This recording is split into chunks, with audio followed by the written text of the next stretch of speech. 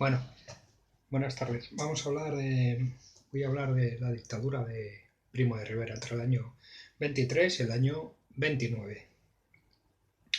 El golpe de Estado de Primo de Rivera del 13 de septiembre de 1923 tiene unas condiciones previas. Y estas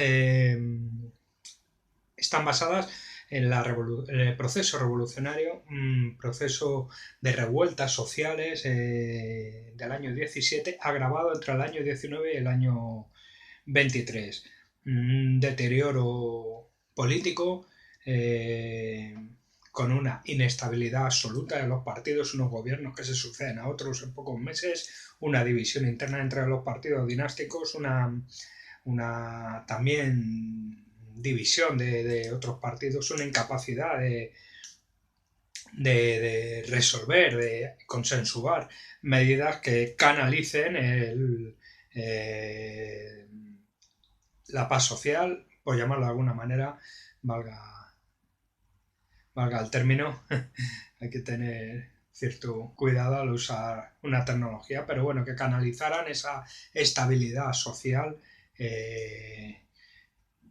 Y bueno, también es debido a una crisis obrera, una crisis política, la crisis económica que se sucede al final de la Primera Guerra Mundial. Hay un descenso en las condiciones de la vida de los obreros, también se produce una caída del empleo, una crisis económica, una crisis sindical también, donde el sindicato mayoritario CNT y el sindicato socialista UGT, también el Partido Socialista,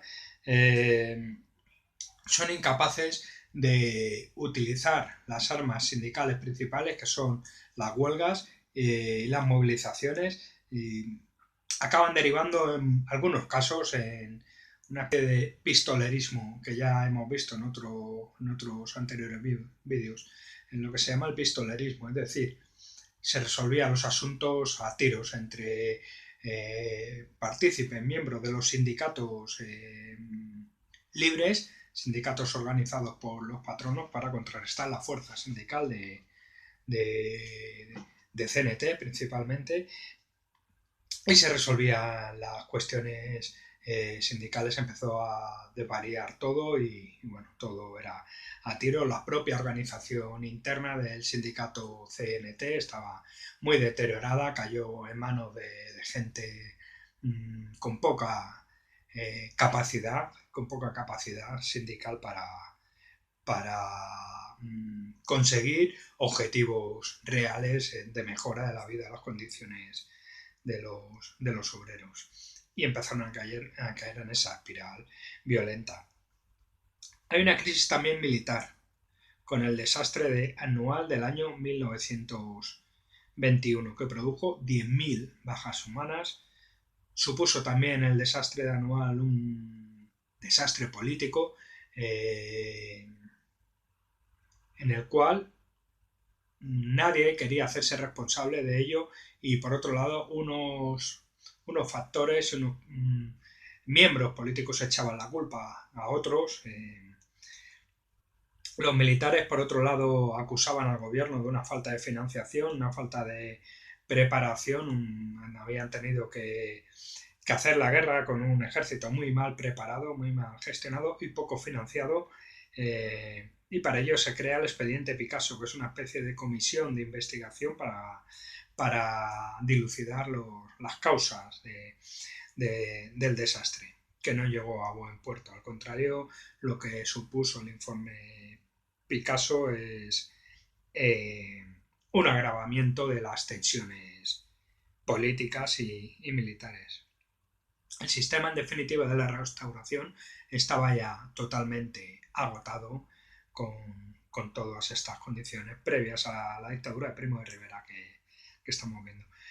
El golpe de Estado se produce en la madrugada del 13 de septiembre de 1923, donde el capitán general de Cataluña, Miguel Primo de Rivera, lanzó un manifiesto, un comunicado, con un contenido muy claro. Ha llegado para nosotros el momento, dice, de recoger las ansias, de atender el clamoroso requerimiento de cuantos amando a la patria, no ven para ello otra salvación que libertarla de los profesionales de la política, de los hombres que por una u otra razón nos ofrecen el cuadro de desdichas e inmoralidades que empezaron en el año 98 y amenazan a España con un próximo fin trágico y deshonroso. Sigue el comunicado y bueno, el golpe supuso está justificado por el bloqueo, el desprestigio y la situación social. En definitiva, lo que viene a decir este comunicado. En un primer momento, aunque no recibe apoyos, tampoco encuentra ninguna oposición real. ¿Vale? E incluso se muestra el rey en un segundo plano, el rey Alfonso XIII se muestra favorable a este golpe de Estado, aunque no lo dice explícitamente a través del silencio. Se produce un episodio a los 2 o 3 días del golpe. El conde de Romanones, que habían sido destituidos de su puesto de presidente del Congreso y el presidente del Senado, que no recuerdo ahora mismo el nombre, se dirigen al rey para recordarle que esto pudiera ser un periodo muy transitorio, pero que estaba obligado a convocar elecciones para las nuevas cortes a los 3 meses. Podía disolverlas, pero por ley, pero tenía que convocarlas. El rey se calla y al día siguiente elabora un decreto, saca un decreto, firma un decreto en el cual legaliza, por decirlo de alguna manera, el golpe de Primo de Rivera. Las cosas del golpe ya las hemos visto a grandes rasgos. El desastre anual que supuso un duro golpe para el ejército, que pedía más presupuesto, echaba la culpa a la falta de presupuesto. La opinión pública en contra pide la retirada y el gobierno se niega a financiar y aumentar el gasto militar. Entonces se producen los africanistas, los militares africanistas pro guerra, empiezan a apoyar el golpe de Primo de Rivera. Como decíamos, en los primeros momentos no hubo apoyos explícitos, pero sí que se fueron sumando elementos, en este caso militares. Otros elementos políticos se pasan a un segundo plano y bueno. Otra de las causas es el auge de los nacionalismos que habían dado el paso ya hacia el independentismo. Una situación que estaba en contra de los principios del ejército que defendían la unidad del Reino de España. La situación de los partidos políticos fue otra de las causas que llevaron a Miguel Primo de Rivera a dar este golpe de Estado. La división, como hemos comentado, los partidos dinásticos, las profundas divisiones internas, el auge de los republicanos y los socialistas, el surgimiento del Partido Comunista de España, que nace en el año 23, de una decisión de las juventudes socialistas, y la inquietud de la oligarquía de los militares conservadores por toda la situación de revueltas sociales.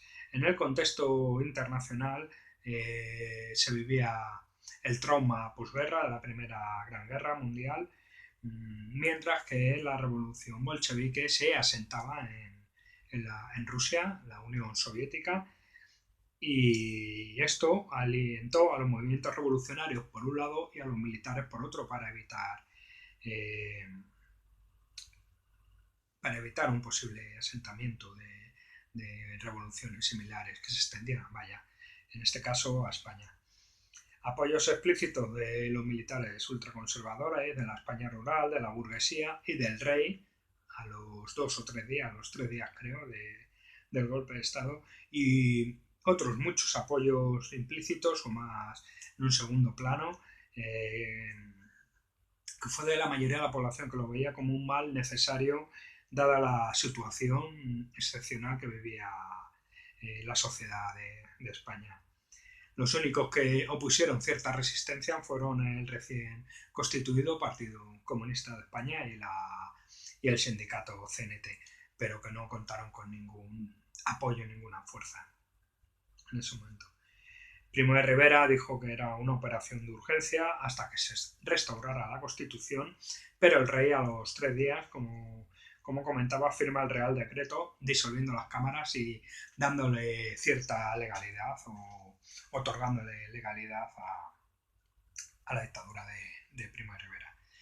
El 15 de septiembre, Alfonso XIII nombra a Primo de Rivera ministro único con un gobierno formado por un directorio militar consultivo y en el cual empezaba a dar forma a una dictadura personalista. El directorio militar se desarrolla entre los años 23 y 25 y las primeras medidas que lleva a cabo fueron la declaración del estado de guerra, la suspensión del régimen constitucional, la disolución de las cámaras, el cese de las autoridades civiles,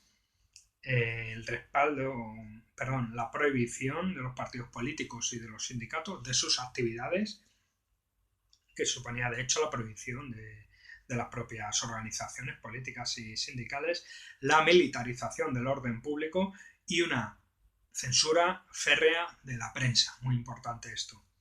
También las primeras medidas estaban muy encaminadas a reprimir el obrerismo más radical.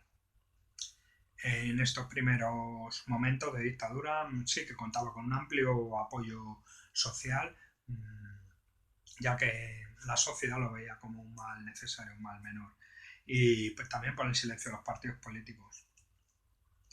La acción política tenía como objetivo acabar con los partidos políticos de la Restauración y con el sistema parlamentario, acabar definitivamente con él.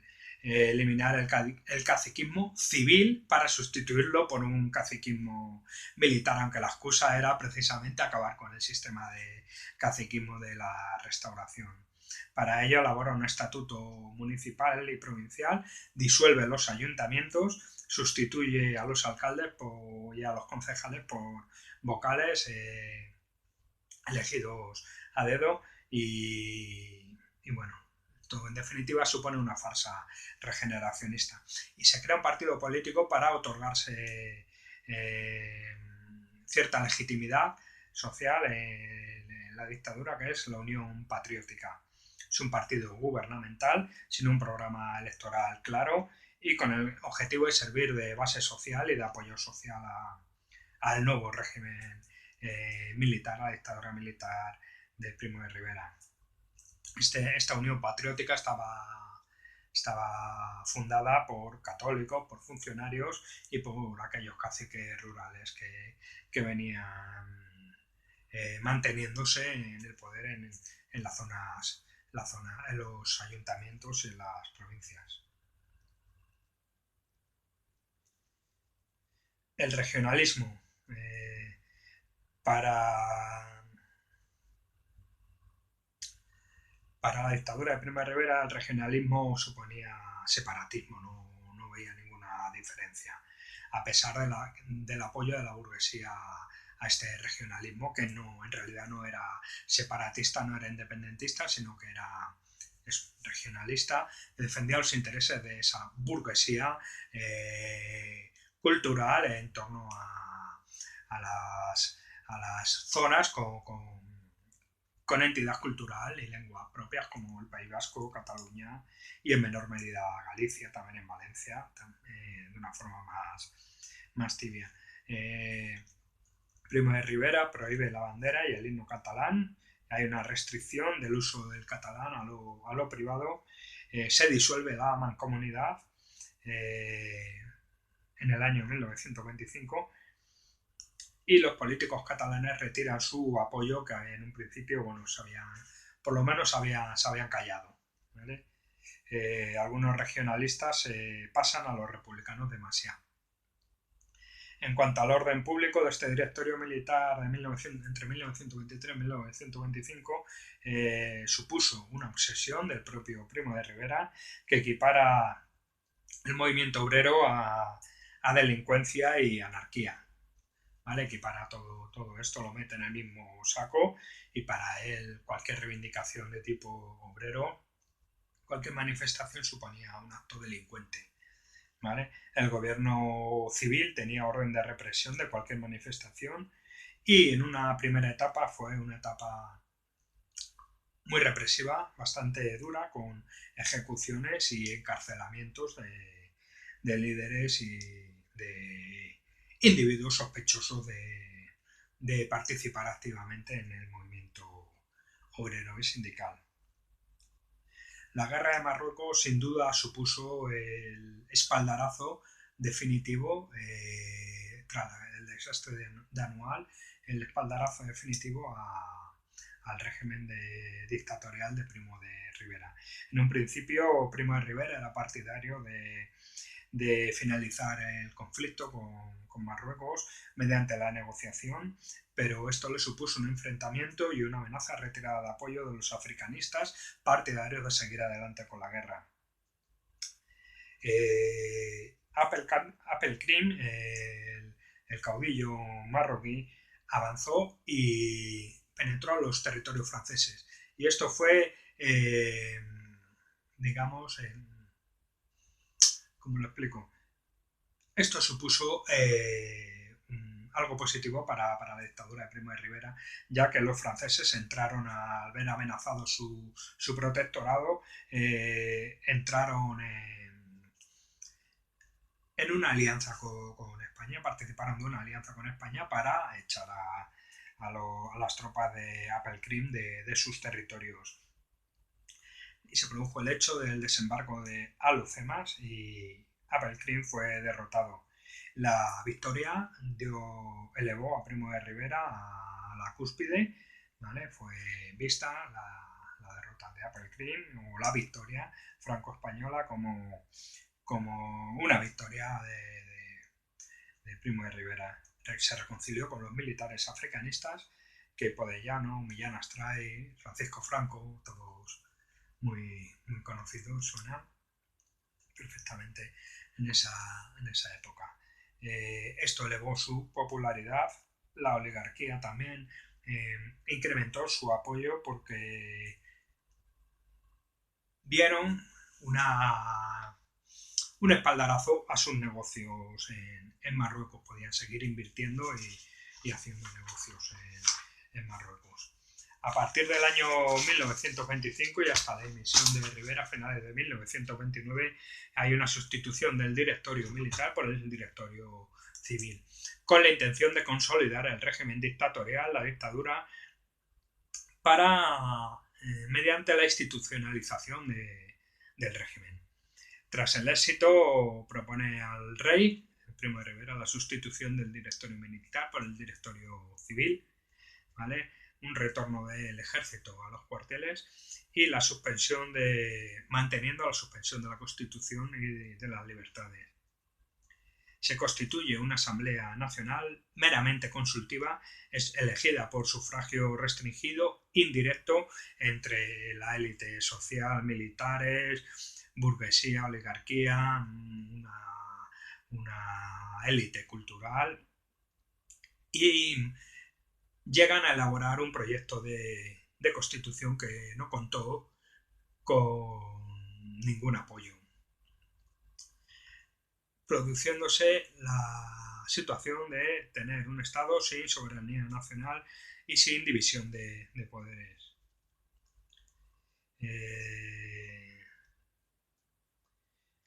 El proyecto de constitución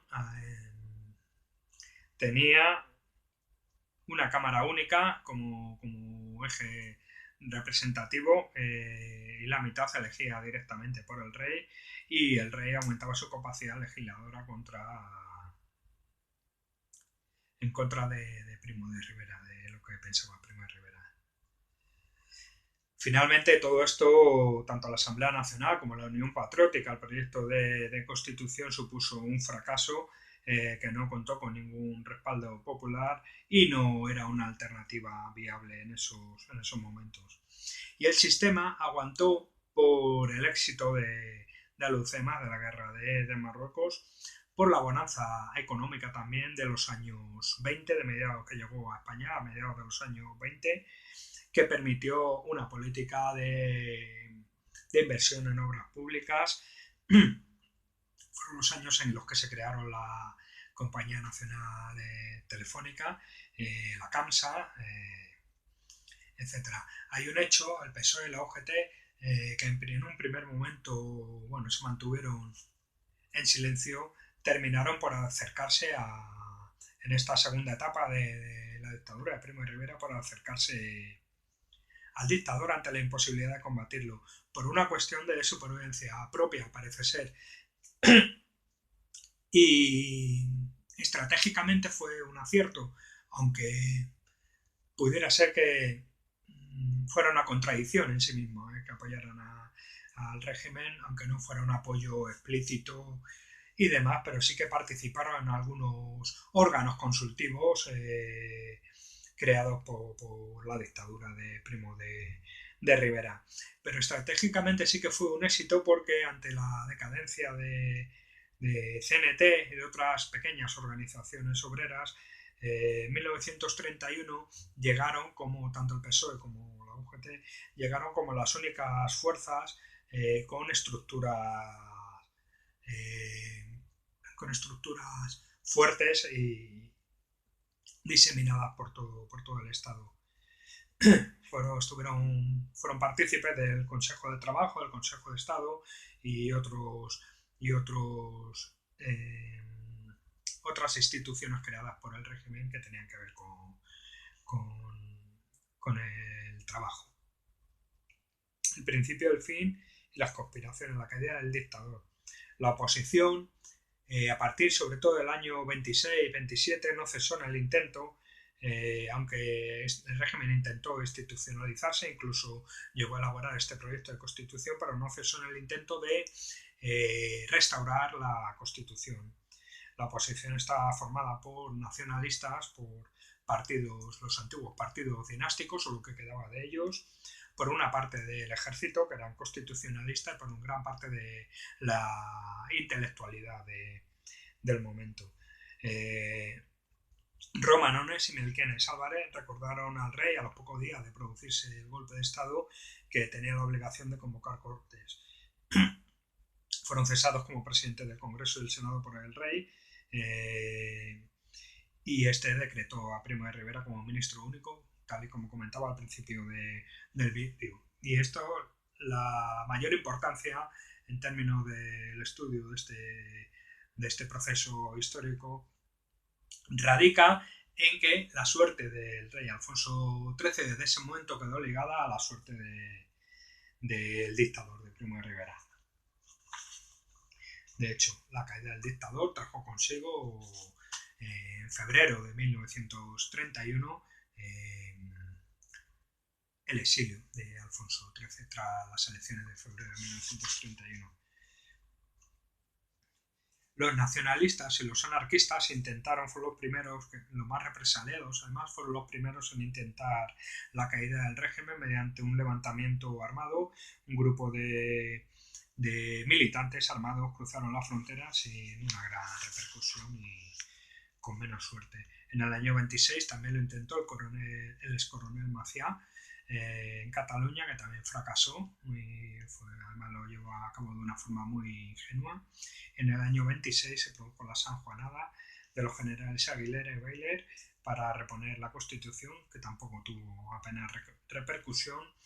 Y en el año 26 se produjo un conflicto dentro del seno de la institución militar con los artilleros, debido al sistema de ascensos que este colectivo militar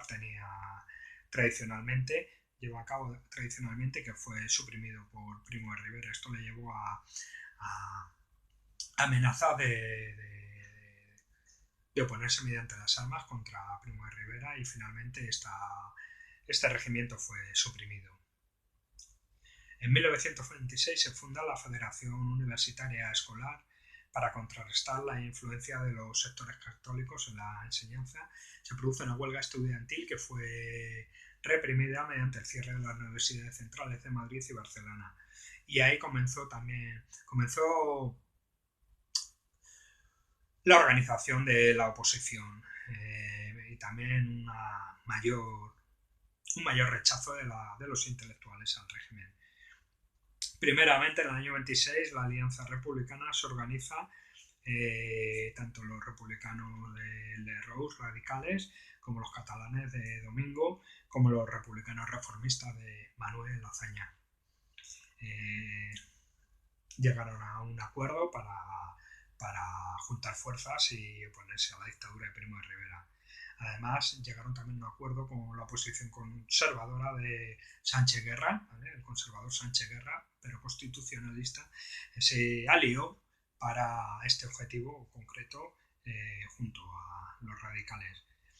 En 1929, tras estos años de articular la oposición, Sánchez Guerra lidera una insurrección opositora que fue abortada, pero que significó el fin del dictador, anunció el fin del dictador.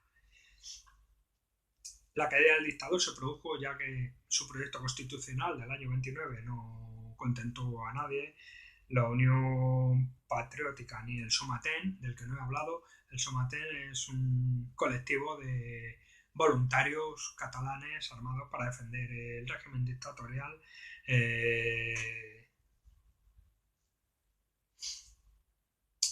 Pues no soportaban que empezara a compararse el régimen con los fascismos de Italia y de Alemania, sobre todo con el fascismo italiano. Y eso les llevó también a empezar a plantearse el retirar el apoyo. En 1929 Rivera, que estaba enfermo, cansado, volvió la mirada al ejército y este empezó a retirarle el apoyo y el rey también le dio la espalda, firmando su propia sentencia de exilio.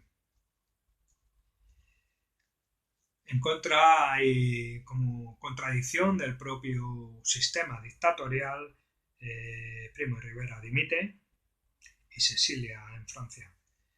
Las salidas autoritarias fueron, para concluir, hay que decir que las salidas autoritarias fueron comunes en Europa en una época de graves crisis de los sistemas liberales o incapacidad de respuesta ante una sociedad emergente que reclamaba mayores libertades y representación popular en la política. Los profundos cambios económicos y sociales dieron lugar a las correspondientes reclamaciones de participación política. España no fue ajena a este proceso y canalizó esta falta de respuesta a los sistemas liberales a través de la dictadura de Primo de Rivera.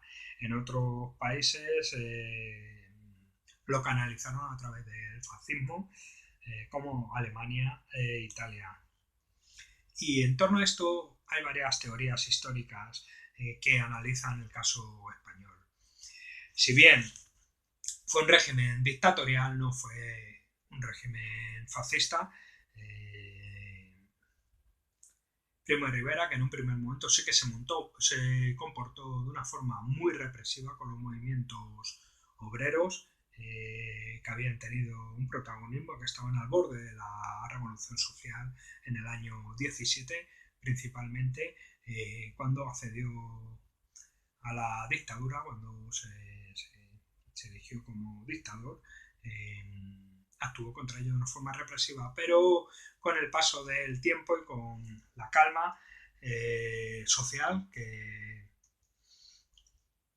trajo consigo los años 20, también porque había más trabajo y bueno, había un periodo de bonanza económica, se mostró, no fue demasiado cruel con los opositores. No se puede hablar de fascismo, pero sí que hay varias teorías, no muy distintas entre ellas, pero sí que matizan el caso de la dictadura de Primo de Rivera, caso español, como Tuñón de Lara, que cree que la dictadura fue la reacción al bloque de poder para solucionar la crisis de la hegemonía del Estado.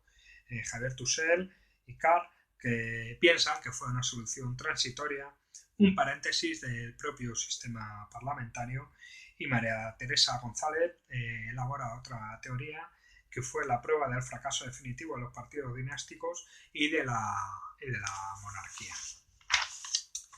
Bueno, con el exilio en el año 29, tras su exilio y la presidencia de nuevo presidente Berenguer, creo que fue. Y bueno, pues terminamos este proceso histórico de la dictadura de Primo de Rivera de los años, como por la década de los años 20, principalmente el año 23 al año 31.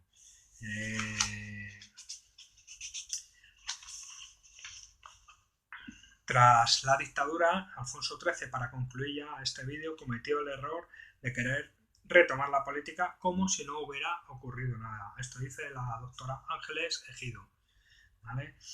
Pero habían ocurrido muchas cosas, evidentemente, en estos años. El rey optó por volver paulatinamente a la Constitución de 1876 y por llamar al poder a otro militar, al general Berenguer, que asumirá la presidencia del gobierno. Para Ortega y Gasset, señala la doctora Ángeles Ejido, supuso el error Berenguer de Alfonso XIII. Pero esto ya lo veremos en un próximo vídeo. Bueno, muchas gracias.